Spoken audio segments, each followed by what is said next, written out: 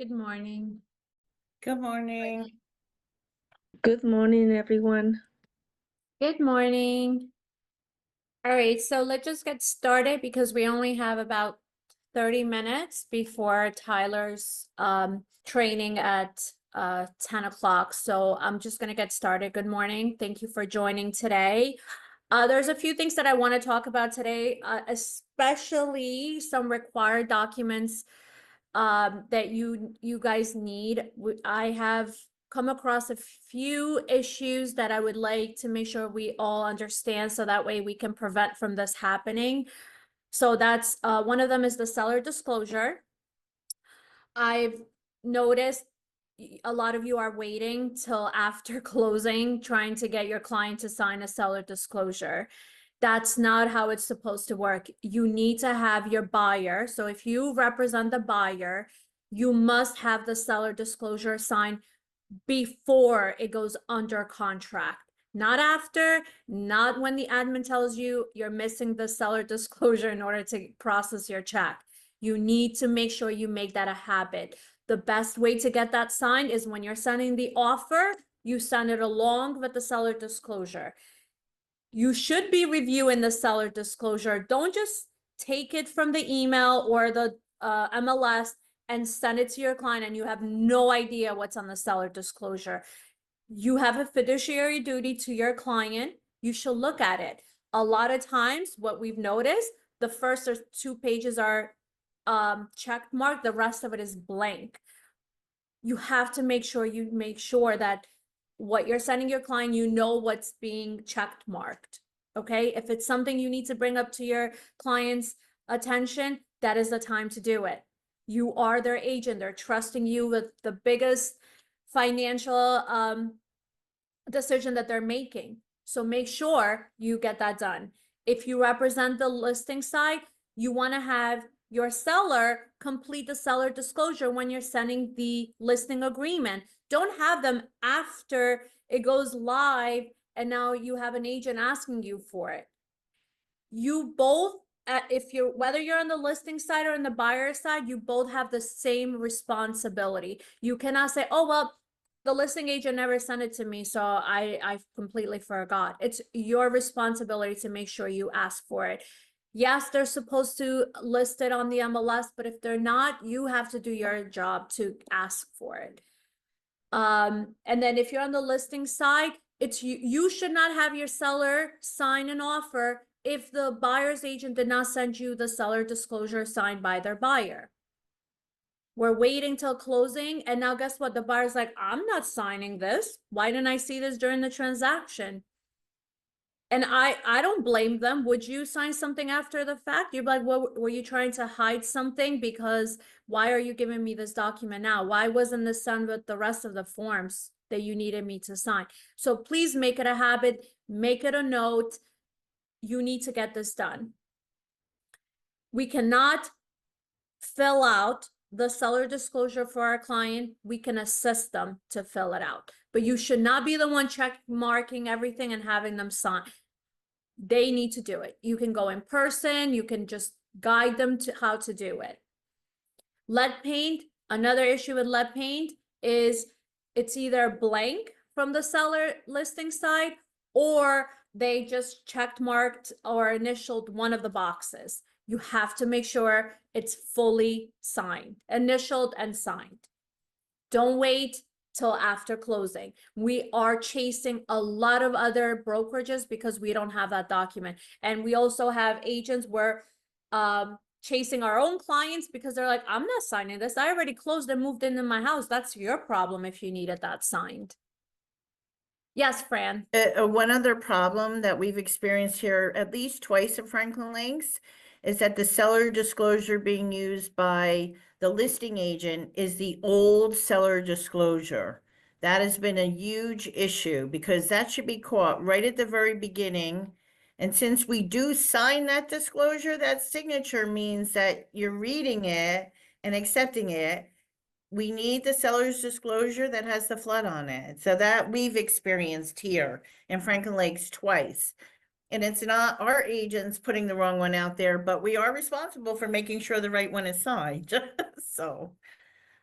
Yeah, so the few I've seen in the last 4 or 5 days, I have to tell you, it's probably close to 7 or 8, and it's either not signed or all the pages are blank and only the first page filled out, or the buyer is like, I'm not signing this. Why did you not give this document to me before?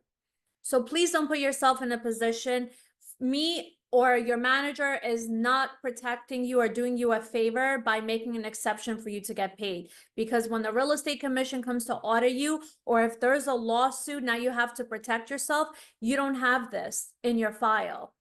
So we're not doing you a favor. I think we're doing you a favor by not processing your check to make sure you learn to get this signed on time. So I really encourage you, if you didn't make this a habit before, make it a habit. I know it's an extra document, but it's not RE/MAX. It's a state law. You have to get that done. I don't even know what the fine would be from the real estate commission if you don't have this, especially since they emphasize so much on the seller disclosure. That was like the #1 thing on the list when they made the change. So please make sure you get that. Lead paint, same thing. Another thing I've noticed is with leases, some of you are not getting the tenant to sign the agency agreement. The tenancy agency agreement must be signed. If you're representing a tenant, even if it's in your own listing, you need to have that signed. Audrey, you have a question? Yeah, I just have an observation on the lead paint. The section where the buyers have to check whether they're waiving or they're going to do the lead test. I put I'll put the check mark on both of them so they could choose one. But most of the time they don't know that they're supposed to choose one. The last one I did, I added a text box that says check one. I wish they would make it a little bit clearer, but most of the time people send it back without choosing one. And I'm surprised that it makes it go through to being finished when they haven't checked anything. That's the problem I've had with the lead disclosure. Yeah, so we can't alter the lead paint because, we're not the ones who made the form, but we will look into that. Maybe down the road they'll make a change. I do tell if I was representing a buyer, I would tell them like, hey, you have to choose one of the options. And the way you do it, which I'll share my Dotloop, is the seller disclosure and the lead paint should be sent separately, because you have to change, instead of them just signing, you're going to have to send it to them, fill and sign. So that way they do get it. Both of the options are already checked marked, and then they can pick one or the other. So maybe if Audrey, if you do it that way, it might make a difference. Also, so I'll share my screen just so I can show you what I'm talking about. And guys, if you have questions, please stop me and ask me, because this is what this session is for. All right, so let me just create a loop.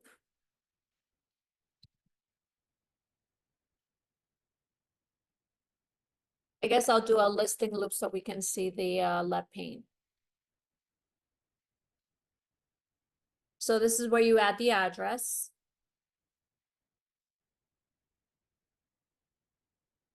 I'll just pick New Jersey MLS listing loop for today.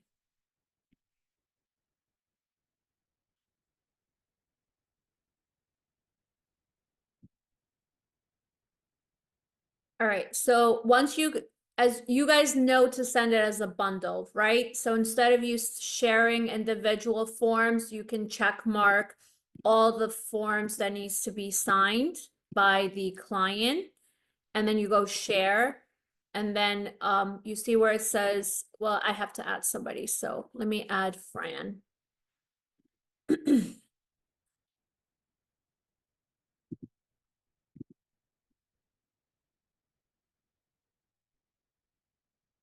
Okay, so for the lead paint, what you want to do is you want to check mark the lead paint and the seller disclosure right here. You're gonna share, and then where it says can sign, you wanna go can fill and sign. So that way you don't have to add those individual boxes on your, manually. It's gonna be already there. So, and then it really, before they submit it, does tell them you have empty places where they need to check mark or fill it out. So if they keep just skipping, then you need to show them how to do it. And then for the rest of the documents, you don't want to give them access to make changes, right? So like the listing form and everything else. Another thing is when you guys represent the listing side, please make sure you have the open house representation notice. Don't forget, it wasn't just like a 1 month thing. This is an ongoing, you must have this. Fran Blakely actually did this for us.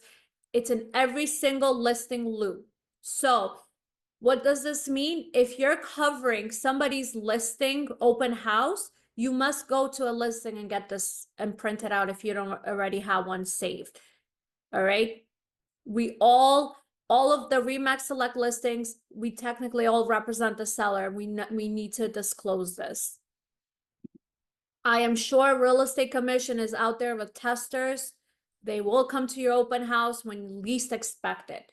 So you must have this form. What I've been doing is if I did an open house, I would have a copy of the buyer agency agreement there. So in case I need to reference anything, I have it right there, a hard copy. The CIS, just keep a copy. And then this form, I do post it on the door with a piece of tape. And then I also have one on a form right by the sign-in sheet, just so that I am covered. There's no way anybody can question me. And then I have the open house sign-in sheet. Do you have to use this specific open house sheets? No. However, you must have this question, acknowledge disclosure above, because you want to make sure those buyers are not going to come back and say, oh, you never told me you represent the seller. I shared a lot of personal information that I would not have shared with the listing agent. So if you're going to create your own sign-in sheet, just make sure you add this question. Look, I've noticed some of them are not saying yes or no, but guess what? They signed it. So to me, that indicates that they saw it. Okay. So you want to have those done. Also, when you're representing, I'm going to do a rental listing.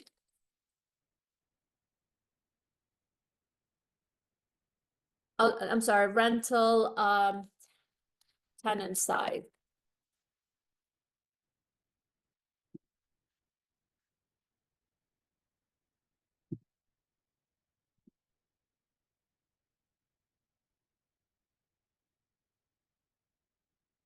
Just in case you missed some of our trainings or you just need a reminder, because I know there's been a lot of changes and a lot of new forms being thrown at you.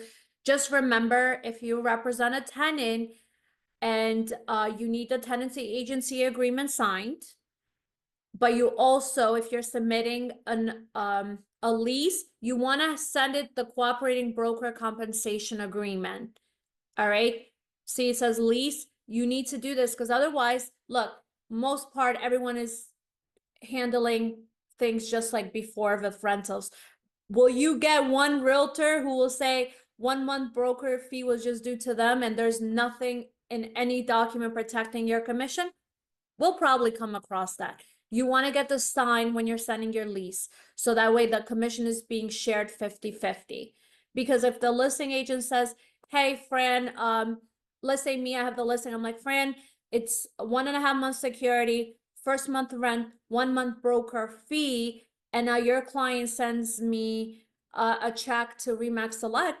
There's nothing in writing that I have to share with you, right? So you want to protect this. A lot of times we ask our tenant to say, get 50% to the landlord, 50% to the tenant side. But just in the event, by not having this sign, the whole commission would belong to Remax Select, to me as the listing agent, because Fran didn't send this to me.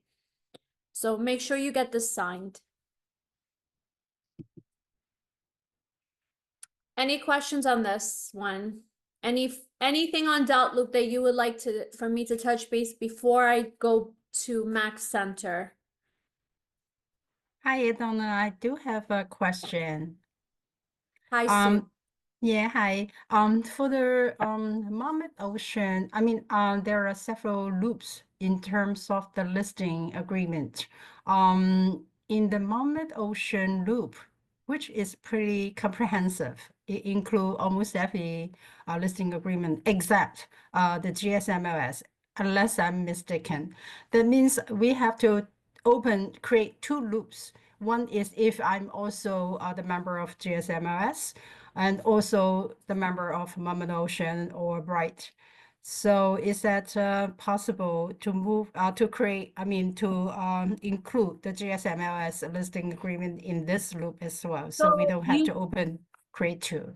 You don't have to create two. So before we made these changes to Dotloop, all the listings agreement were in one loop, and it was very confusing because then you were missing out other documents from, like, for example, NJ MLS has certain documents you need to include. They have different listings, right? Residential, multifamily, commercial, etc. And then same thing for other counties. So now we broke it down. But let's say you are listing in Monmouth and GS, you don't need to have create a new loop. You just go to add document under listing, right? Add document, templates, and then we're gonna go to GSMLS. Let me just find it.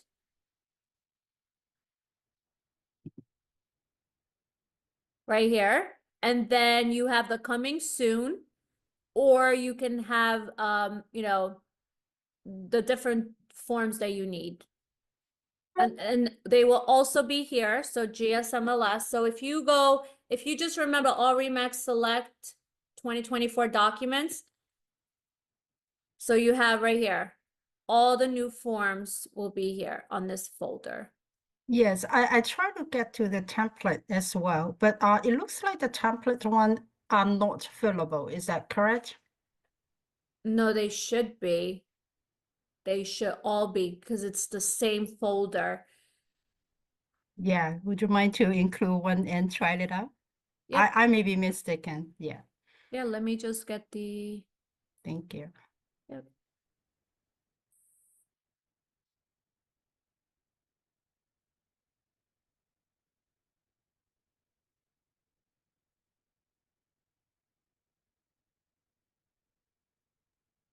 You just passed the Garden State one. Right here. Oh, Got you got it. Okay. So you can auto, let's pick seller. Oh, I didn't add her.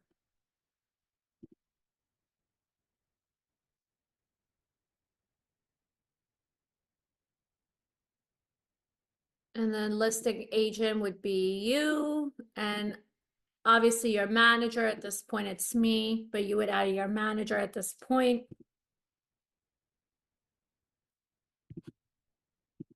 Does this answer you? Yeah, it does. Yeah. Maybe, yeah, I don't know. When I get to the template, maybe I did it through the top of the bar. That one is they are not fillable. But if we add in this way, it may be. Yeah, Thank you you. see the revision August 2024. This is the latest one. So it is. You're Thank you. welcome.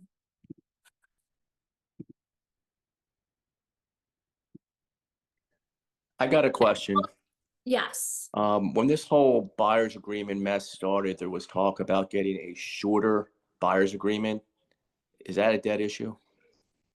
At this point, it's not. So as you know, the whole thing finished like end of November. So we're waiting.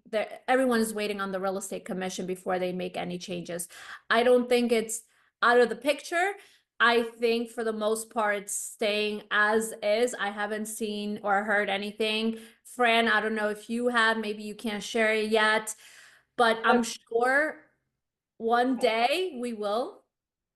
I was on a risk management committee meeting and there was no talk about revising the buyer's agency agreement at this point. And for what they were going, every single thing that they have in any kind of an agreement, they have their attorney, counsel there saying, well, this is required because, or this is required because, so I wouldn't expect those kind of changes too quickly. I wouldn't. I don't even know if they have any plans to change it at this point. You know, I haven't heard from our agents complaining, saying that they're having a hard time. Look, will you meet some buyers that will refuse signing the form? Absolutely. But for the most part, I think everyone kind of understand it, that that's required, because a lot of the agencies are following the law and getting that signed. So for now, I guess that should answer the question. Any questions on Dotloop before I show you guys what I did last week in Max Center? I'm just gonna go slower because I want to make sure you guys are all taking advantage. No? Okay. All right, so please make sure. So some of you that were not on the session last week, or if you are, I'm just gonna show you guys again. Make sure you save GoRemaxSelect.com. This is our hub. We're working on it. We're going to continue adding more sessions. This is where you will find all the sessions, like the Tuesday Mastermind, Rob's Masterminds, new trainings, anything that we're going to record. Tyler's Tech Tuesdays here.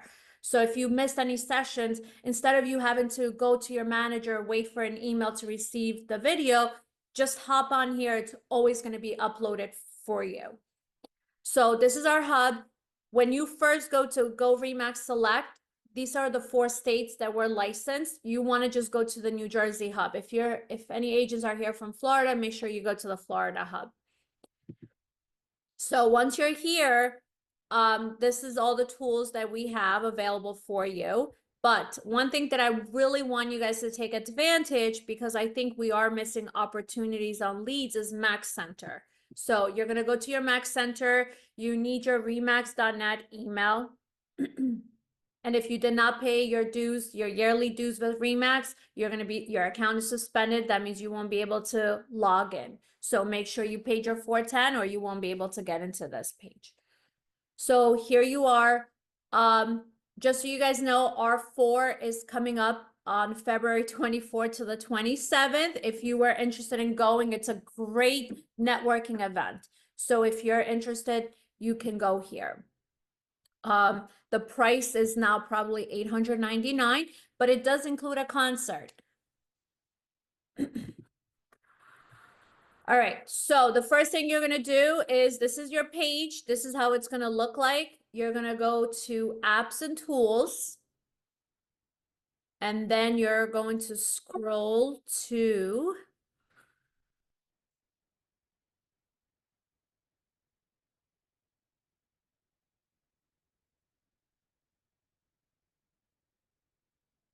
right here, Max Tech Lead Concierge. You're gonna click here.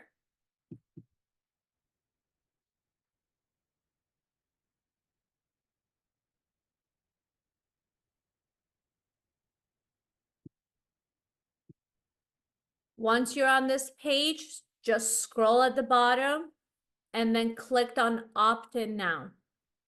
If you are not opt-in, you're missing out opportunities on receiving leads from people that go to remax.com, remax.net, your website, Bold Trail websites. You're going to miss out leads. So make sure you opt in. Our offices are all registered. So that means that if somebody's looking at a property and let's say you service Franklin Lakes, if you have it on your, which I'll show you on your profile really quick, you have to make sure you put in the areas that you service. If you don't, you're going to miss out leads as well. So if somebody's looking in Franklin Lakes, Fran Blakely handles, let's say she does business in Franklin Lakes, she's going to receive an email saying, hey, you have a Bold Trail lead for, let's say, $800,000. You want to accept it or decline? That's it. Will you get penalized if you keep declining leads? No, you're not going to get penalized. It is 30%. And they do track. If you do accept a lead, they're going to want you to update that lead quite often. So if you do take the lead, just remember you have to make sure you update it. You know, the statuses, you're showing properties, writing offers, etc. Because if you don't, you know what they're going to do? They're like, forget it. This is too much work for us to get information from this agent. They're probably not going to send you as many leads. So just make sure if you accept the lead, you update the statuses. So once you opt in, that's all you have to do. You're done. Now, I'm going to go back to Max Center. Anything that you change, KB Core, you cannot make any changes to your profile. Anything that you want it to be on KB Core, which is also our CRM website, you have to change it on Max Center. So your profile here needs to be what you want it to be, what you want it to show. So on Max Center, update your profile. I also recommend, I'm not gonna say I'm like an expert on technology, but one thing I notice is you want your bios to be very different from like Zillow, Realtor.com, Home.com. You shouldn't just copy and paste and have the same bio. Okay, there's like a whole like formula that you can actually get more SOI if you change it. It doesn't have to be completely different, but it should not be exactly copy and paste. Make some changes. Use ChatGPT if you don't know what else to say. Just say, hey, make some changes, make it different, make it sound different. So this is where you want to change. Obviously, I have all the offices listed. You're just going to have the office that you're associated with. So if it's in Morristown, you're going to say Morristown, Franklin Lakes, Fort Lee, etc. You want to have your phone number, your email address. So you want to add your ISP email. So, you know, obviously the email that you use daily. List your licenses, specialties, service areas. For example, I listed all the counties. It doesn't mean that you have to. So if you want to handle, let's say, all Bergen County, you're going to have all Bergen County. If you feel like, you know what, I only handle Franklin Lakes, Oakland area, then you're going to just add the cities or the town. You don't need to do the whole county. Same thing for the other ones, Morris, Hudson, whatever. If it's specific cities you handle, not the whole county, then add those service areas. For example, let's say if I don't go to Tinton Falls, I'm not going to just add Monmouth Ocean. Like, you know what I mean? I'll just put Tinton Falls or etc. This is your personal bio. So whatever you have here, it's going to show up on your KV Core. So you want to make sure that you have that changed. And then obviously if you speak any other languages, educational background, whatever you feel like you want to share, this is the time. Team photo, etc. It looks like it's 10:01. Tyler, are you here? I am. Good morning. Good morning. How are you? I'm great. Thank you. You're welcome. All right. So before I pass it on to Tyler, do you guys have any questions?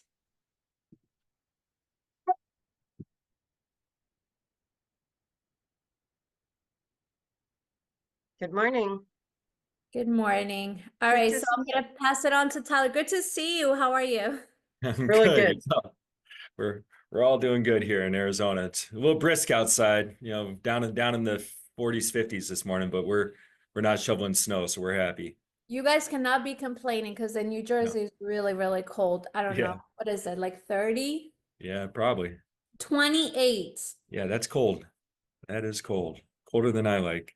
Yeah. So, all right. Thank you everyone for joining. Please stay on. Today's week 5, which I think is so important because we're all going after listings and buyers, and Tyler's going to do a fabulous job with telling you guys how to do that. It's so important. So Tyler, the floor is all yours. Thank you. Fantastic. Thank you. And I just sent a request to get controls so I can share I my did. screen. I gave So it. we're Yep. good now?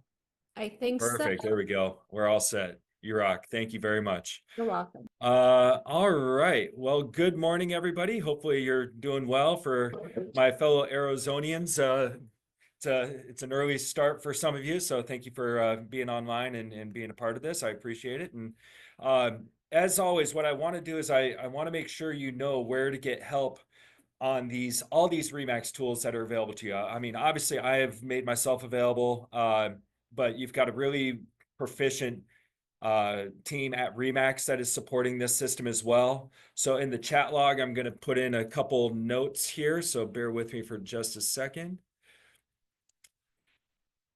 So here you've got my information and a link to my online calendar, which makes it very, very easy to set up a time to meet with me. So we're not trading messages and trying to, while you're out with clients or whatever, you can just click in my calendar, book a time with me. And if there is a problem, I'll let you know. But I try to keep that pretty organized, so that should not ever happen. The link to product support, that phone number for product support is a textable number as well. So if something is just flat out not working, I'm not a fix it guy. I'm more of a trainer, show you how to use it and get the most out of it guy. But if something is just flat out not working, like your listings aren't showing up or something like that, product support may be your faster resource.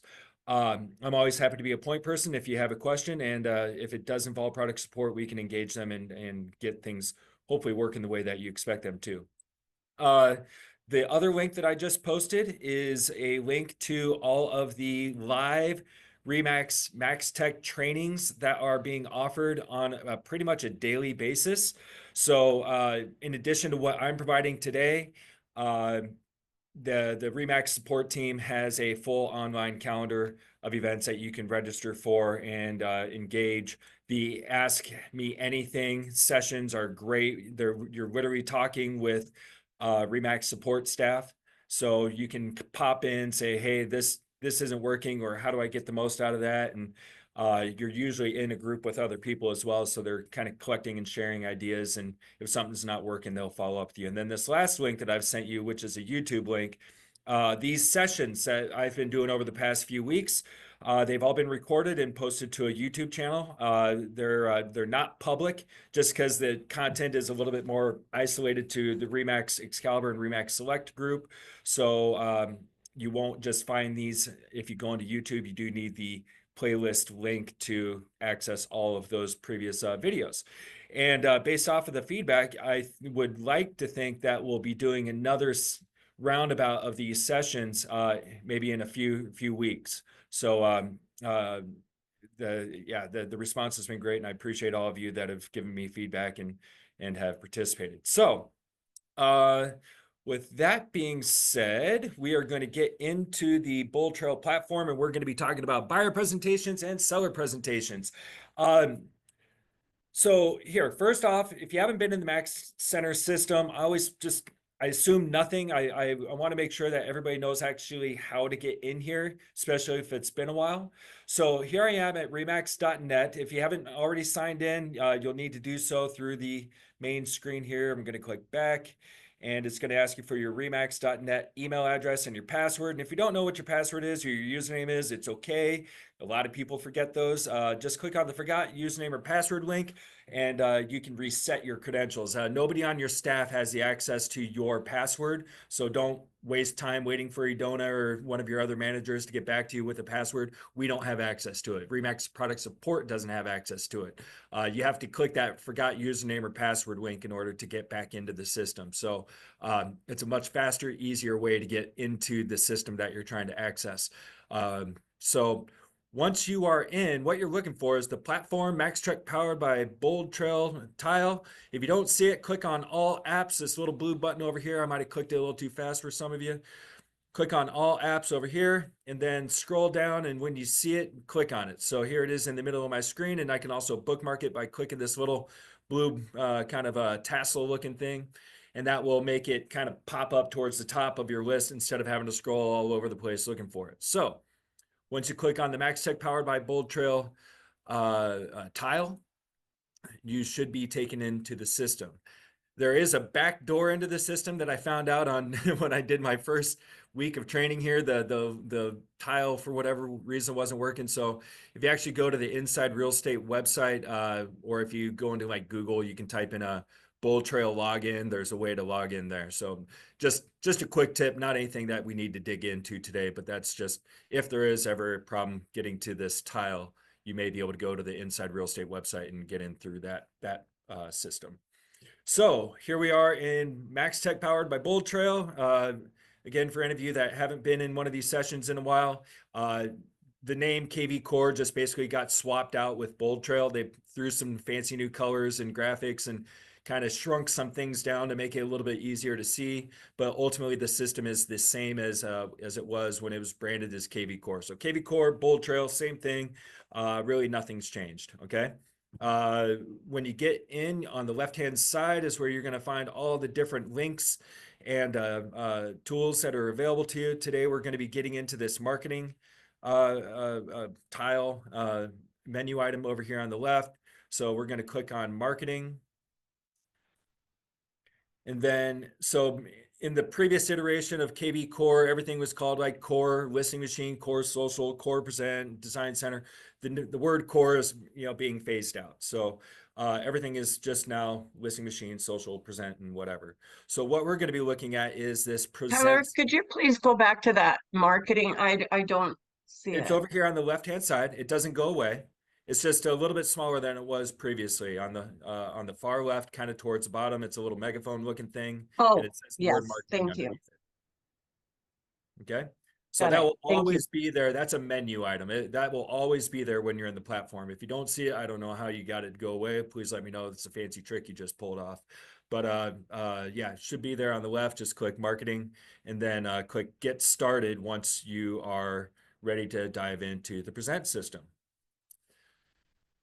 And I'm going to keep my chat log open here. So if anybody's shy, doesn't want to speak up, or if they want to type in a question, typing in a question, it works great. But if you have some a little bit more complicated, just unmute yourself and I'll be happy to address it. So, all right. So the present system originally, so Inside Real Estate has kind of cannibalized a lot of different companies and services over the years. And the present system, I actually found out the other day, it is formerly known as Dash CMA. So if any of you have been around real estate for a little while, you may have heard of or used the Dash CMA system. So Inside Real Estate bought Dash CMA and rolled it in, and now it's called Present. So everything's skinned with Remax logos, colors, things like that. But so if this kind of looks and feels like something you've used in the past, Dash Present is the so, let's see. Looks like something might have been. We're gonna see if we can, how we can mute everybody. I'm gonna try that one more time. Chat. Do you want me to mute everyone? I think so. Yeah, we've got Hold on. one or two people that have come on that are unmuted, and I'm not entirely. Oh, you have to unmute yourself now. So quick question was, Got it. Yeah. is Yes, go there ahead. an app that we can go to as opposed to having to log on through the website? Boy, I'm having a tough time hearing you. You might Vicky, have a are you in a phone bad on this. area, or do you You know have what? a person I have joining? multiple, let me close out of my phone. There we go. All right, Mickey, we can hear you real well now. Go ahead and restate your question, please. So the question was, is there an app like KV Core? I had an app for KV Core. Is there an app for this platform as well? There is, yes. Now, it doesn't use the present system. It's really just more for the contact management platform.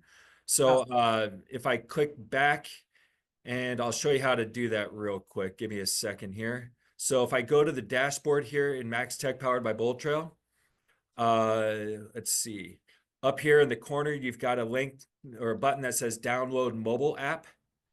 You click on that and you're given a few options as to how to get that app on your mobile device, tablet, whatever it is you're trying to put it on. So if you're an Apple person, you've got text me the iOS link or copy, or just click on the link to take you to the the App Store.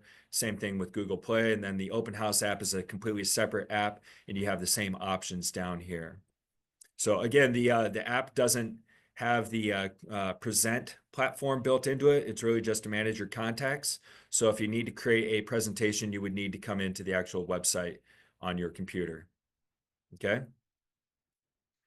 Does that answer your question, Mickey? It looks like you went off, so maybe. Yes, yes. All right, very good, fantastic. All right, so here we are back in present. So let's see. Let's do create a seller presentation. Okay, so over here on the left-hand side is presentations for sellers. So you're going to see a lot of stuff down here. I'll get to all that in a minute. Just hang with me, and we're going to kind of focus on this middle section here. So click on price of property.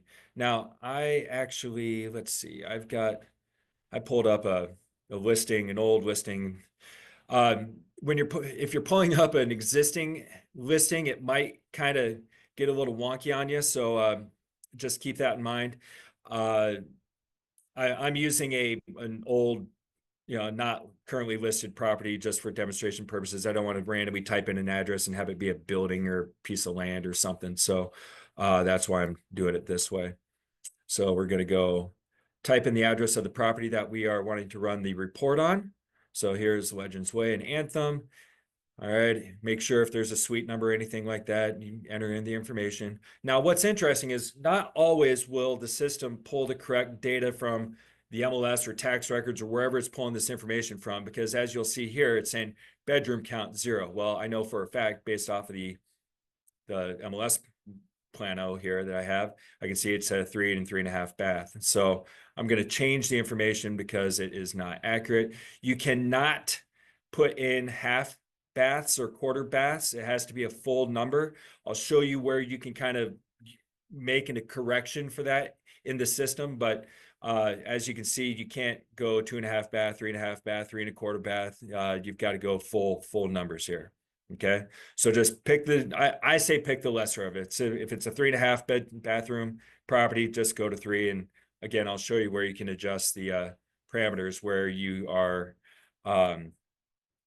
able to kind of fine tune that a little bit. So you have 2 ways of putting in comps into the system. You can utilize the searching parameters of the present system, and that's going to be where this auto option is. And then all these different fields are down here, and you actually can get more fields, and I'll show that here in a few minutes. But you can also go to manual. So if you've got a really unique property and you've kind of hand selected the comps, you can pull that information out of the MLS, but you need to have the MLS ID numbers for each individual property. So you can do a search within the present system and kind of whittle it down, and you'll probably get close to what you're looking for. But if you have specific MLS IDs for active, pending, sold properties, you can manually enter those into the system right here. So me personally, I think auto is going to take care of what you need about 90% of the time. But again, if you've got a weird market, a very unique property where you've had to really go outside of your area to find comps, going into the MLS and really fine tuning your comp report may end up being a better solution for you. It just depends on the property and your preferences.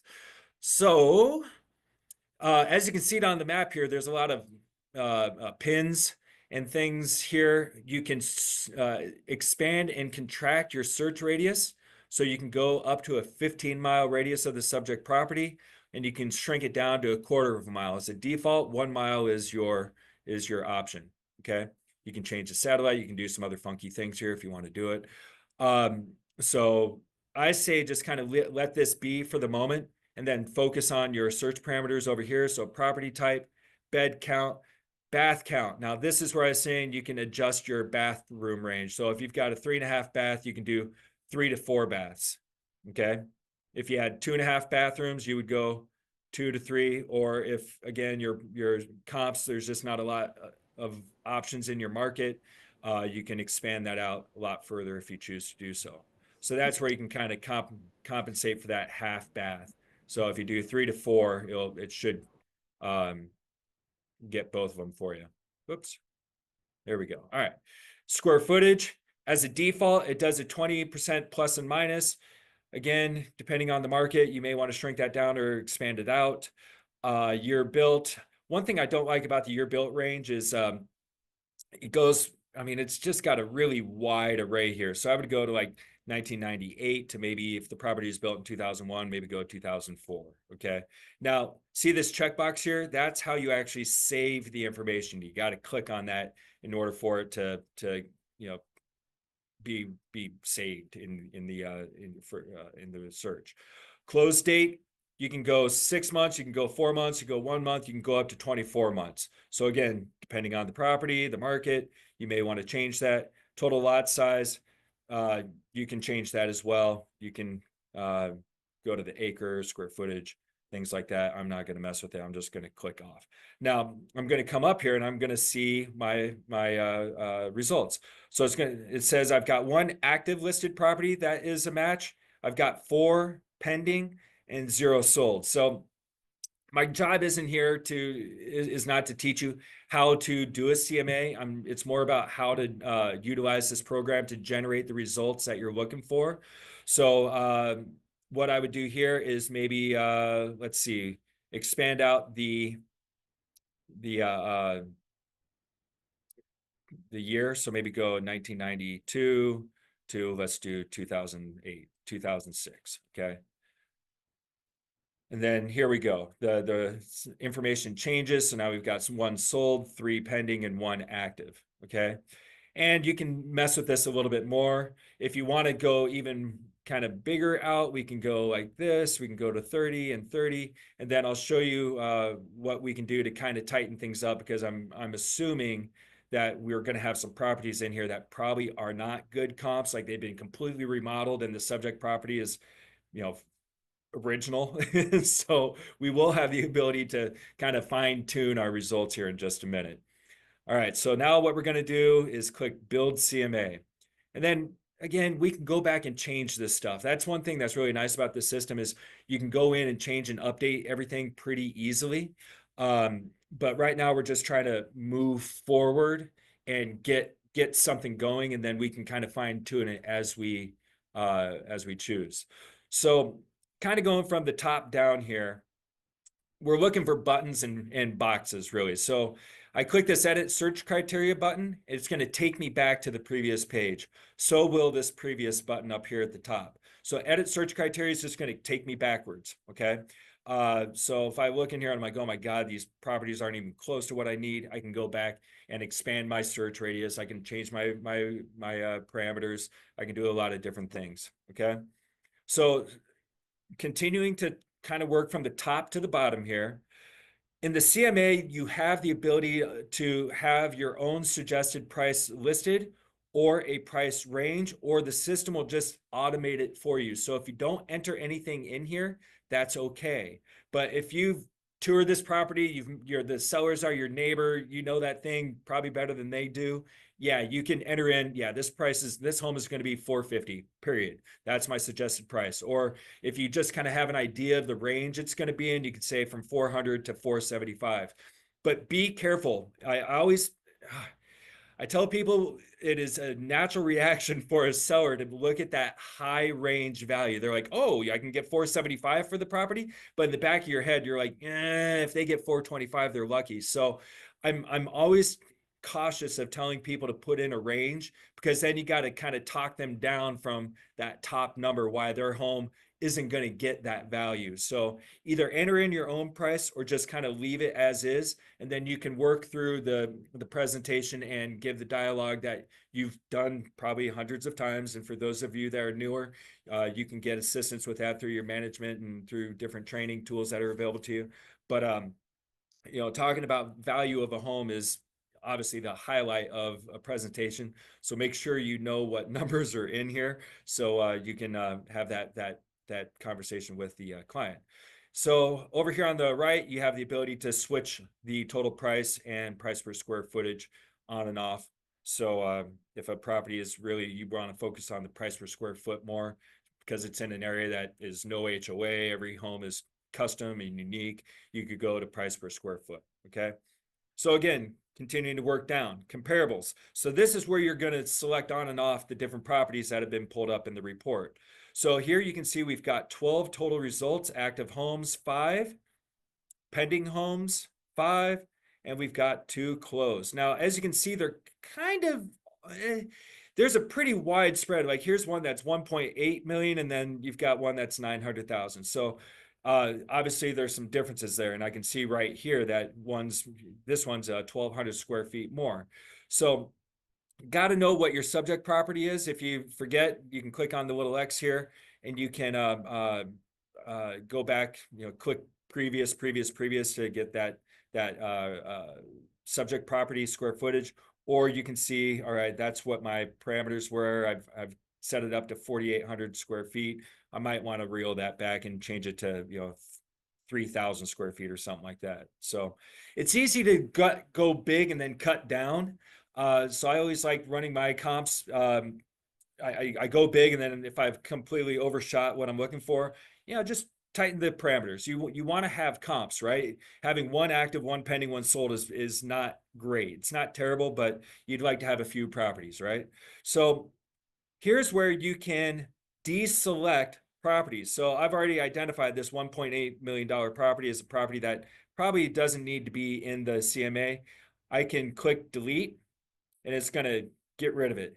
So now it doesn't like completely delete it off the screen. So if you did something by mistake, you can click undo and put it back in. But if it doesn't have a star on it and it's kind of grayed out, that's how you're going to get rid of a comp. So same thing for any of these. If you don't want it, or if you want to feature it, if you want to add it in, if it doesn't have a star next to it, it's not going to be added in. So maybe take this one out, and then I'm going to put this one in. The like button means it's something that your client has interacted with and they've clicked the like button on it. So I was messing around with the system, but yeah. So, and if you hover over here, it actually says click this button to include it in the overall calculations, but not featured on the scale. I feel like that's kind of a dirty tactic. Like, here's this property that you want to have in the CMA. You want the information used, but you don't want the person who's viewing your presentation to actually see the property on there. Like, to me, that doesn't make sense. Maybe in a certain scenario that you've encountered that does, but if these properties have likes on them and they're not featured, I would, and you actually want them to be in the system, you can click feature. Okay. And then closed homes, those are all in there already, but again, you can delete one out if you choose to do so. And as you can see, as I'm clicking on these, I can actually see the information about that property. So if I really want to kind of look at what's going on with it, where it's been, where it's going, you have the ability to pull that up. Notes are notes that you make, and the client will see that when they're going through the rest of the presentation. And then you have adjustments as well. So if a home has got a custom pickleball court in the backyard, that's probably a nice added value. You could type in pickleball court, and I don't know what those things run. We'll just say $15,000, click add, and then that's a price adjustment for that property. Okay. If you don't want to put that in there, you've got a delete button here that you can click on to get rid of it. Okay. So if it was an oops, you can get rid of it. All right. So once we've gone through and identified the properties that we want to be included on the CMA, again, we're down to 11 total results. I can put back in, I can remove, I can do pretty much anything I want in here. When I'm done, click the little X in the top corner. Oh, here, you know what? I'm going to show you one last thing. It was kind of hidden by a menu item here I had on my screen. Show all on map. So this will show you where everything is as well. And then you can zoom out to see where everything is. Okay. Green are active, red are sold, orange are pending. And this is all pulling from the MLS. Okay. Going to click the X. So now here we have all of our comps in here, and here's a property that probably shouldn't be in there. So I'm going to click on it, and I'm going to click delete, because that is a monster and doesn't really compare to my property. And then boom, there, it's gone. It can be as easy as that to remove a property. Now under trends, this is where you can add different items of information into the CMA. So for the 5 pending, you can do, You can include highest price and median price, and you'll see right down here, it adjusts. So you can see if I click median price, it's going to put that in there. If I deselect it, it's going to take it out. Highest price, take out, put in, most recent.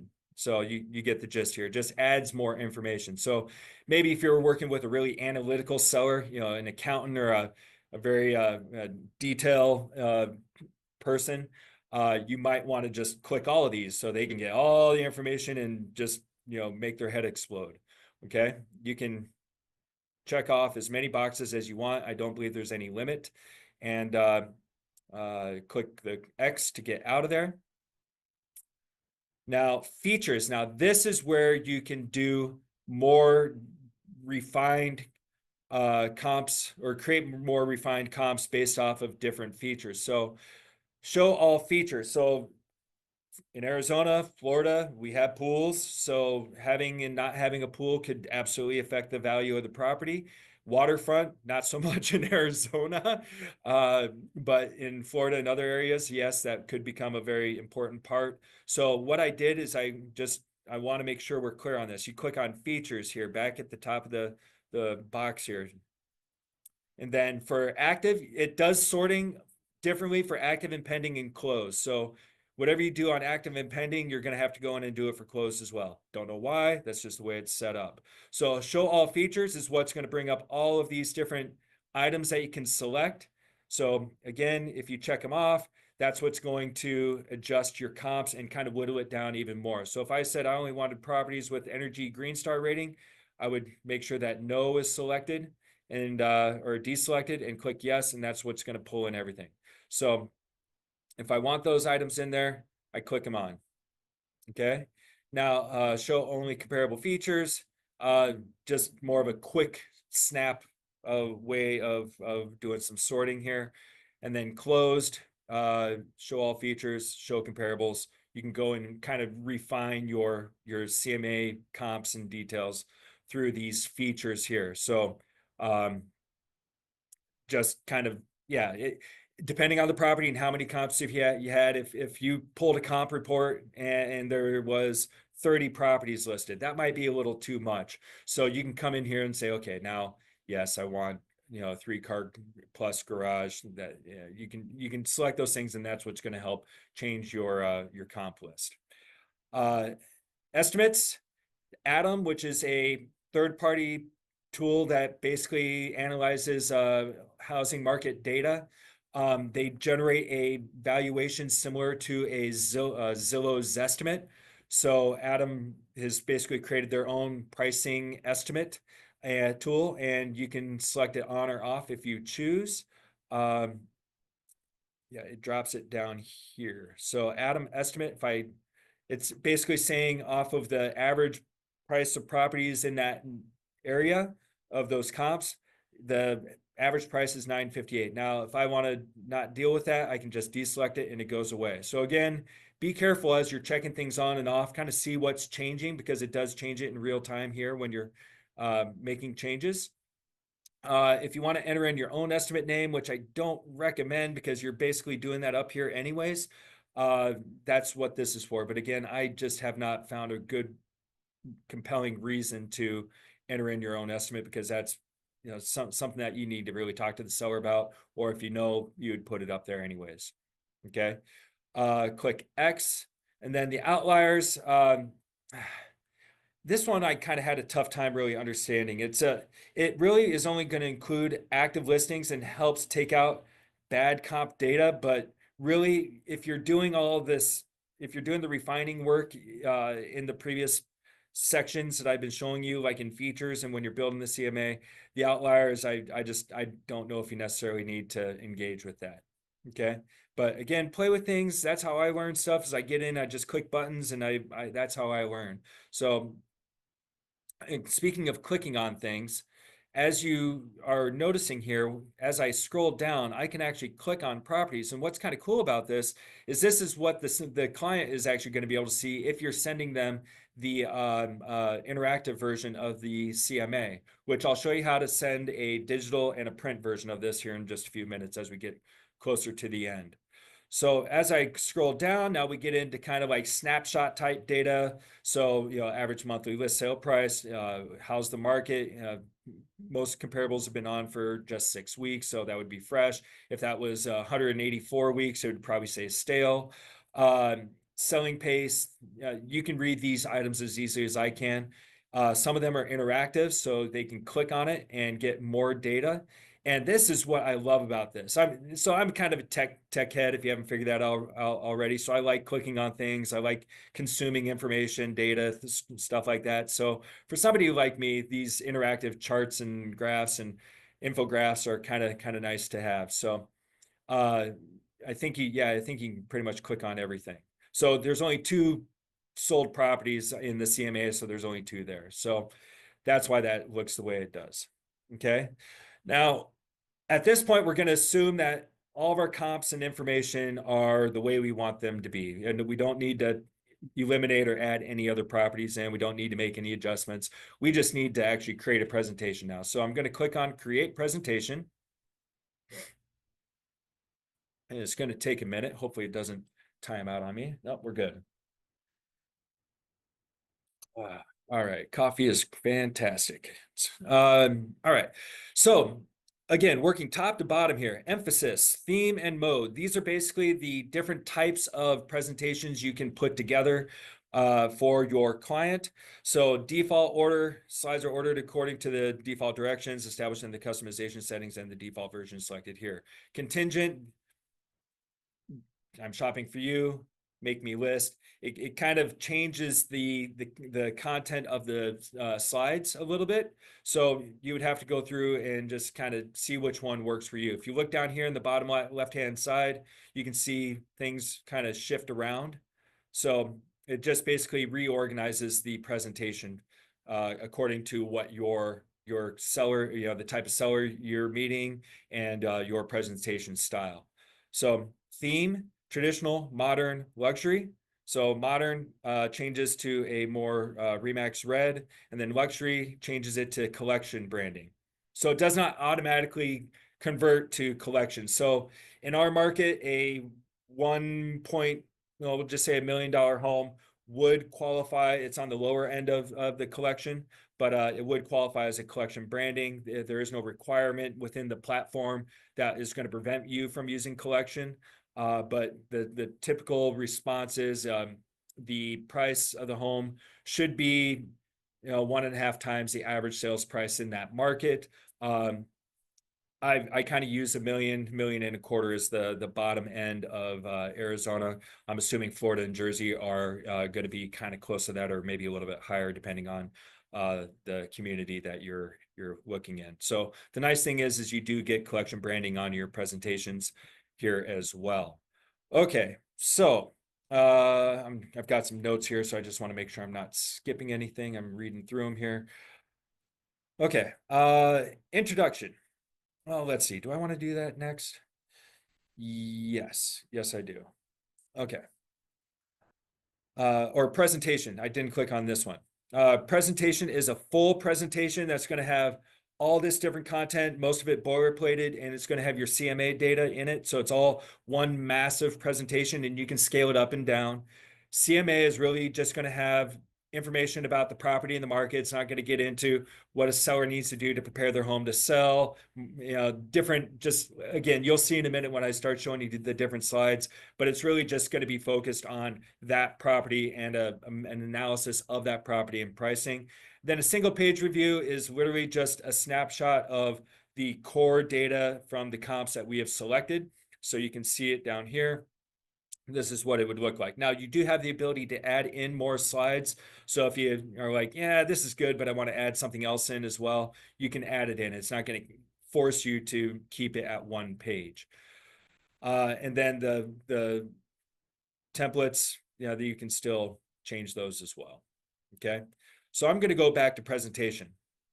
And then I'm just going to go back to traditional because I'm kind of a traditional guy, I guess. And then here we are. So you've got these little arrows over here on the right of all these different tiles, if you will, that when you click on them, they drop them down, expand them out. Okay.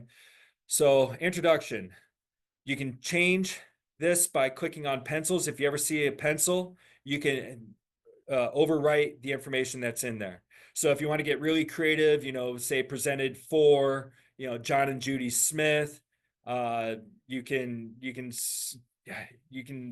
put in the most beautiful home in the neighborhood. Like you can type in anything you want here, and then just make sure you click apply to save it. So these little pencil icons, if you ever see one of those, click on it, you'll be able to edit that information. All right, so next, you'll see it automatically brought in a lot of Remax related content, which can be great depending on your presentation and the content that you're providing and the seller and what they have asked you to provide to them. Now, what you can do is you can actually click on these X's here to get rid of any of these slides. So let's say, it doesn't matter. I'm just going to click on a couple of them for demonstration purposes. I think they're all good content, but just to move things along, if I don't want something in there, all I got to do is click the X and it's going to get rid of it. Now, another way to do this is click on Add Slide. Now, this can be a little overwhelming, and that's why you've got these hashtags, which are segmented slides, so you can kind of whittle down on what it is you're actually trying to put into the presentation. So we're talking about a seller's presentation, so let's maybe focus on a seller's guide type slides. As you can see, it says not included. Now, let's say I want to put this into the presentation. All I have to do is click on it. It's going to make it go kind of grayish or, opaque. And then it will say included. So the reason why it does that is because it wants you to kind of actually see what the slide looks like. And unfortunately, there is not a way to just preview it. So if you've got kind of bad eyes like I do, you need to actually select it and then open up the presentation and then read it. So unfortunately, I can't really do anything other than maybe like a web browser trick and try to zoom. Even that doesn't really work. So it's a shortcoming of the platform, but it's not something you can't work with. So again, if Tyler, it's can I grayed ask a out and says question? included on it, that's how you'll know it's going to be included in the presentation. Now, I think I heard somebody speak up. Was there a question? I did. It's Fran. I just have a question. Some of us here in New Jersey have our MLS CMA that we can use. So if we just want to do the presentation slides with the Remax fluff, can we do that? Absolutely. I'm glad Okay. you asked. I'm actually going to get to that here in just a few minutes. So yeah. And that's a great question, obviously, because I did plan on showing that to you, and they actually make it really easy for you to do it. So that's the best part, right? At least as easy as I think they can make it. So yeah, I absolutely will get to that. Okay, so when we've gone through and selected the slides that we want, now I could spend a lot of time going through all these slides. Now, the thing to be aware of here is you cannot edit the content of these slides. They're all boilerplated. So if you don't like something that a slide says, the verbiage just doesn't jive with you, and unfortunately, you either got to use it or you don't. That's the way these slides are set up. Okay, so you're not going to be able to adjust change the content of these slides for the most part. Click on each category so you know what's going on under the My Home Worth to see what the actual slide looks like. So what I was telling you about, when you can't really see what the slide looks like, you can add it in and then click on it over here on the left-hand side. Then it'll make it bigger and you should be able to see what's going on and read it. And then at this point, you're like, oh God, no, I don't want that. I can easily delete it. So market analysis, again, just more content. I mean, you can make this presentation 50, 60 slides long. So be careful, especially if you're going to be printing this out or if you're going to be sending it to somebody that is going to want to print it out.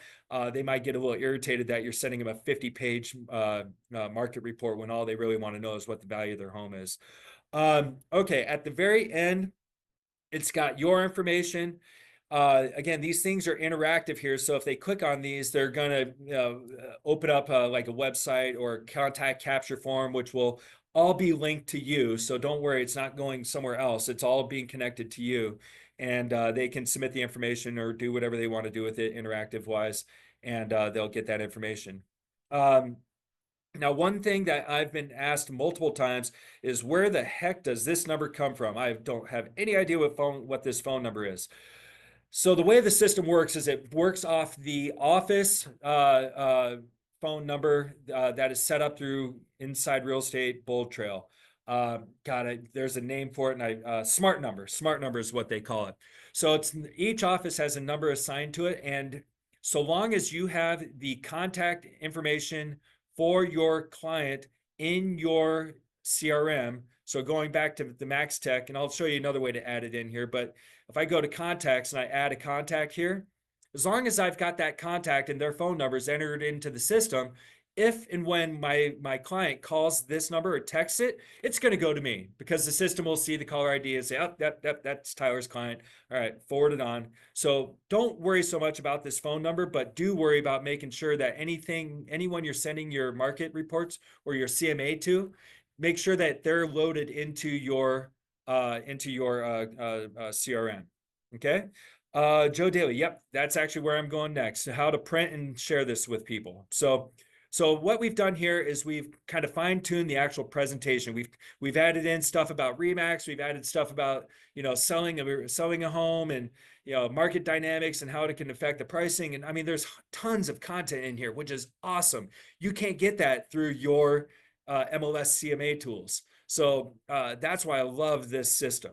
So next, I'm going to click on present and share. So we've determined that everything is in there that we want to have in there, and we're ready to actually provide this to someone.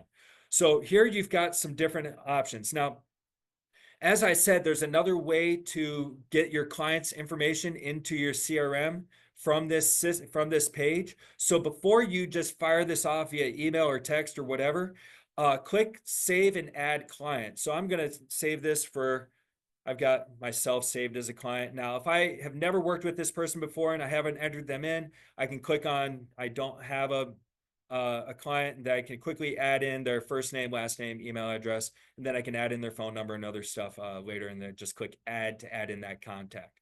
Now, add listing agreement link. Now, this would be maybe if you have your listing agreement saved in your Google Drive or Dropbox or something like that. Or you can actually upload the agreement. So if you have a URL that takes the person directly to a listing agreement, you can do that. Or if you just want to upload the listing agreement here, you can do that as well. Now, in Arizona, we use Transaction Desk, and the Authentisign system is built in and provided to us. If you're uploading a PDF in here, they're not going to have that digital signature feature. So you may or may not want to use this. I would say for Arizona, I can't think of a compelling reason to upload a listing agreement into the presentation other than to let them know here's what the agreement looks like, and that you will be sending them one to sign later, or when you meet them in person, you'll print it off and they can sign it in person there. But you're not going to be able to send a signature session through this link here. Add net sheet. This, because the system doesn't know all the different rules and values and taxes and all that stuff across the globe or across the US, you need to contact your title rep or your lender and have them provide you with what these numbers would be.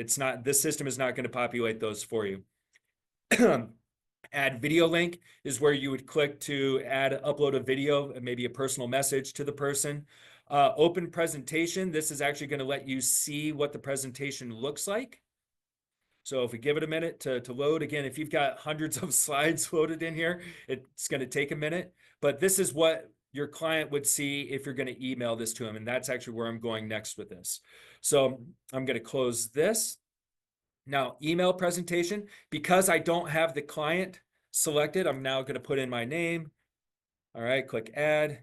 And now that I've added the client to this presentation, I can now email it to them.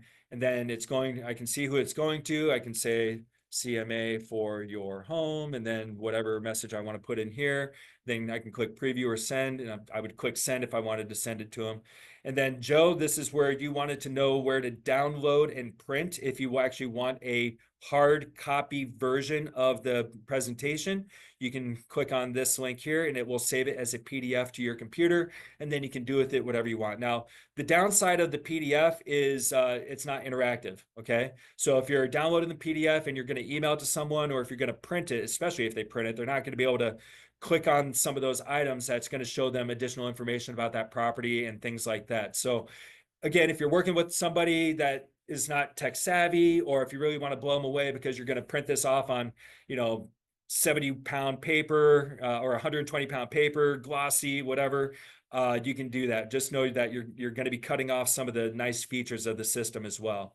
And then if you want to send them the link to the presentation. So technically that's what you're doing within the email presentation, is it's going to actually email them the link to the interactive version of this presentation. But if you want that link to maybe post on your website or do something like that, you can do so. But I'm going to show you a quick trick here. I'm going to go back to Max Tech or Max Center, go to the URL shortener. So this is pretty cool. What you can do is you can actually copy this link, go into the URL shortener, create a new link, and what you're essentially creating is a textable link to the presentation. So we can call this 2246 or whatever that address was, doesn't matter, 2246 North Lenny Street. I can't remember what it was, but if I click create now,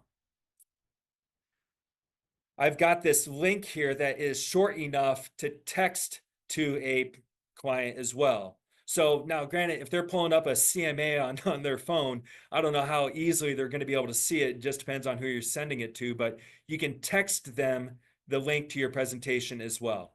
Now, this link here is a super long link, so trying to type that into a browser or something is going to be kind of a pain, but if you're the URL shortener, which as you can see, I love the URL shortener, I use it a ton. That's a way to create a shortened link for that presentation. Okay. And then essentially that's it. You've created the seller's presentation. Now, I'm going to pause for a second. We've got about 10-15 minutes left. I might run a few minutes over just because we've got a lot of content. I love this system. There's a lot to it. But before I move on, is there any questions I can answer? No. Okay, that's fine. All right, so I'm going to go back to present home. And let's see, Fran, you were asking about how to create a general presentation.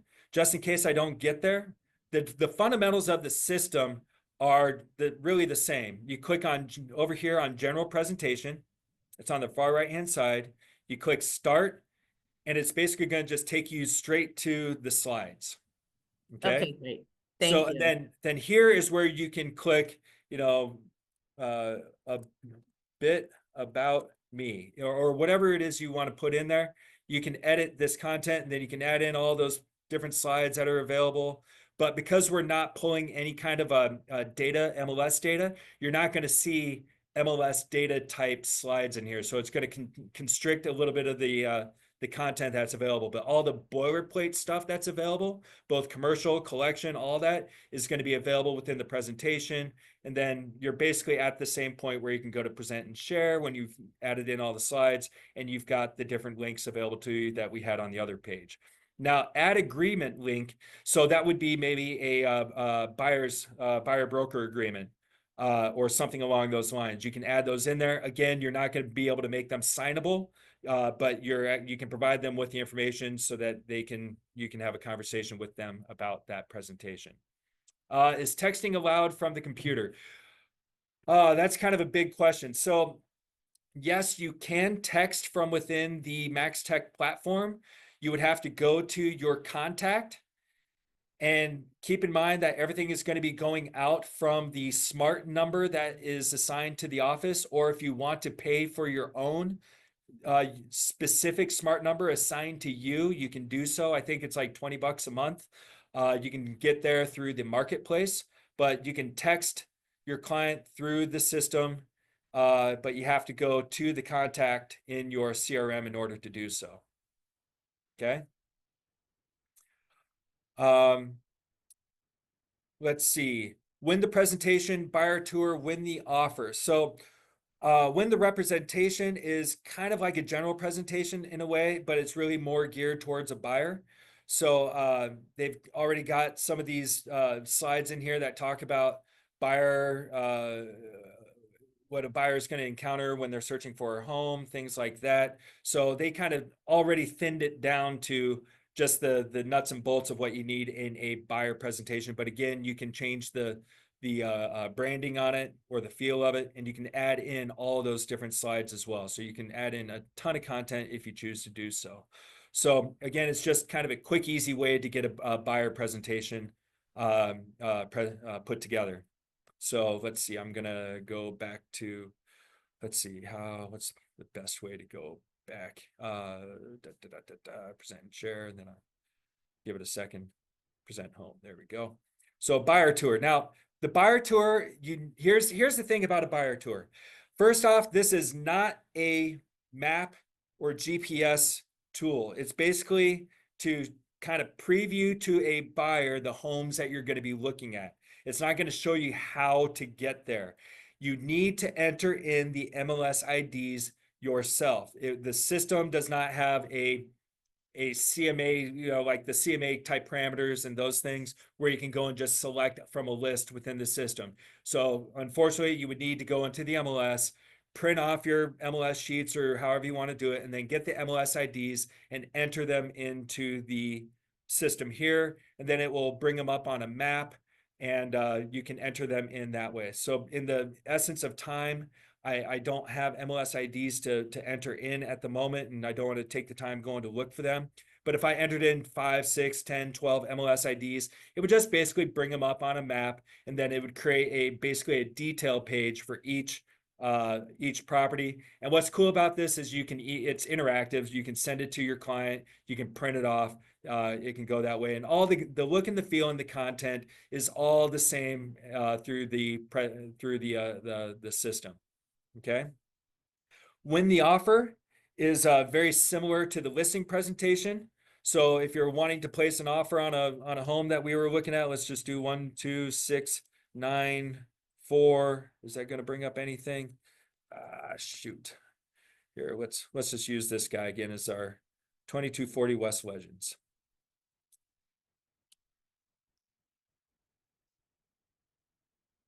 So again, everything is going to kind of look and feel the same through all the different presentations. So here we are, kind of looks like we're building a seller presentation. We know the property has 3 bedrooms and 3 baths. Next, comparable details. We can select all of our comp data. And then let's say we've got it all built out. That's fine. Great. No problem. Build CMA. Because we've already gone through the process of how to refine the comps, right? So that's why I'm kind of flying through this. So great, here, all this information looks the same. Enter your own price. This is where you might want to actually put in that price. So if you and your seller or your buyer are going to offer $890 on this property, you could actually put it in there and then click create presentation. And then this is something that you can send along with the offer to the listing agent as a way to validate your offer on the property. Okay. So present and share, same thing. If you click on that, it's going to give you a lot of those same options where you can upload a buyer agreement and net sheet and do some other stuff as well. I mean, really, when you have the presentation downloaded, you can play around with it. You can see maybe I don't want something in there. I can go back and change it. And I'm going to show you how you can easily go back and update a presentation if a week later you're like, yeah, I need to update this. Something changed or something happened. So I'm going to go to present home here. And so here is how you can go to all the different presentations you've created. So let's say I want to update the presentation here on Villa Teresa, or here's a way to get the web link, the PDF, or just email it to the person as well. And if I want to clean things up and get rid of something, I easily can. I just click on the X, delete the presentation, and boom, it's going to go away. Okay. So if I click on update, it's basically going to just take me into that presentation where I can go in and update my comps and generate a new report. So you don't have to start from scratch. All right. Now what you'll see here is on some of these, you've got analytics is bolded out. You can actually see that you can click on it. So this is what's kind of cool is if you're sending a CMA to a client, you can actually kind of see what it is that they have looked at, where they've spent the most amount of time. You can click on these things and it'll say, yeah, they spent 2 minutes or 2 seconds on this page, the CMA, the big picture. So, I mean, you can really geek out and kind of see what your client has shown the most interest in. So if they spent 15 minutes on the CMA overview and 10 seconds on everything else, you can identify that, you know, they're into the data, they want more information, and you can kind of gear your conversations with them a little bit more that way. Time on page, page views, again, everything is really clickable. And this is what you see. Your client doesn't see this. And just for reiteration, if it does not have if it's not dark, there's no analytics yet. So only on CMAs that the person has interacted with will you see the analytics tile and make it available, and you can interact with this accordingly. Let's see, we've got a couple minutes left. Custom settings. Some people have asked me about these things. Up here, you can update your about me. So you can personalize your bio, essentially is what this is. And it's got some smart type features in here where if you click on seasoned, it'll change the verbiage a little bit to more, you know, a more seasoned agent. I personally would rather just have full control over my my bio. And this is where ChatGPT can come in handy. You can ask ChatGPT to write a bio about you, utilizing, you know, your years in the business, your years licensed, the number of homes you sold, your average sales price, your average days on market. You can tell ChatGPT to generate a bio for you based off of all kinds of content and materials. Testimonials, if you have testimonials from clients that you want to add in here, you can do that as well. And these will be saved to your account, so you don't need to update this on every presentation. This is kind of like hard coded into your present account. And then any changes you make, just make sure you click save and continue. And then traditional, I really don't suggest getting in and messing with the colors and things like that in here. About the only thing you might want to add in is if you have your own personal logo that you've paid for to have developed. You know, it's kind of a cartoon character of yourself with your arm over a Remax sold sign, something like that. You can add that in as a secondary or third logo, but you cannot replace the Remax logo because that's all hard coded in. But everything else I would just leave alone and then click save and continue if you want to utilize that. So, holy cow, we are at 9 minutes.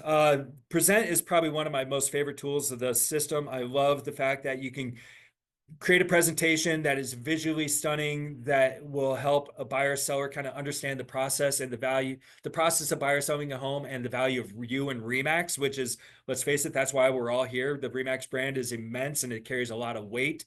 I'll tell you a funny story here in a second for anybody who wants to hang on, but you know, utilize that information, but I would say be careful, don't overload the person.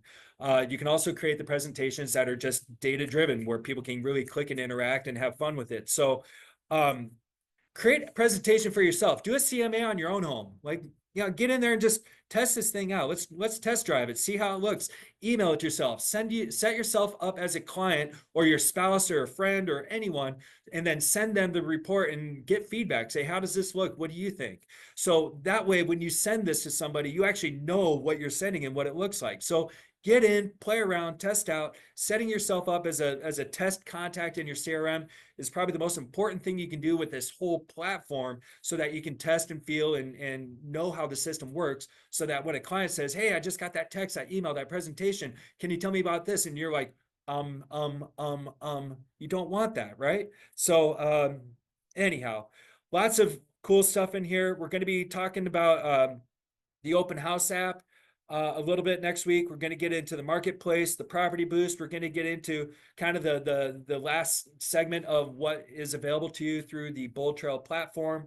So tune in next week. In the chat log, I posted that link to our YouTube playlist with all the different videos that are saved. I sent you the link in the chat to all the different live training that the Inside Real Estate team is providing to all the subscribers.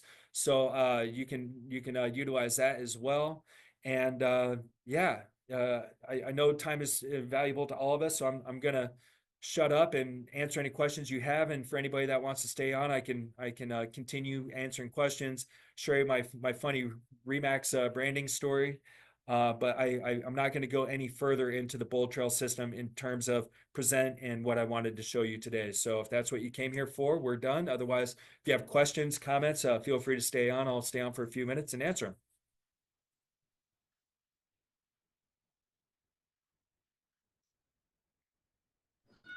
Tyler, Hi, can you just Tyler. go back to creating a link for that presentation? I'm not sure that I followed that.